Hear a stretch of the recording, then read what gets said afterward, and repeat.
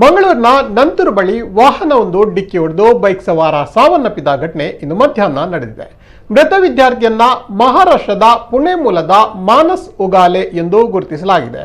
ವಿದ್ಯಾರ್ಥಿ ತನ್ನ ಪಲ್ಸರ್ ಬೈಕ್ನಲ್ಲಿ ನಂತೂರಿನಿಂದ ಪಂಪುಲ್ನತ್ತ ಸಂಚರಿಸುತ್ತಿದ್ದಾಗ ಕಂಟೈನರ್ ಲಾರಿಯೊಂದು ಡಿಕ್ಕಿ ಹೊಡೆದು ಪರಾರಿಯಾಗಿದೆ. ಈತ ನಗರದ ಖಾಸಗಿ ಕಾಲೇಜಿನ ನರ್ಸಿಂಗ್ ವಿದ್ಯಾರ್ಥಿಯಾಗಿದ್ದಾನೆ. ಹೊಡೆತದ ರಭಸಕ್ಕೆ ವಿದ್ಯಾರ್ಥಿ ಸ್ಥಳದಲ್ಲೇ ಸಾವನ್ನಪ್ಪಿದ್ದಾನೆ. ಘಟನೆಯನ್ನ ಗಮನಿಸಿ ಇತರ ವಾಹನದವರು ಸಂಚಾರಿ ಪೊಲೀಸರಿಗೆ ಮಾಹಿತಿಯನ್ನ ನೀಡಿದ್ದಾರೆ.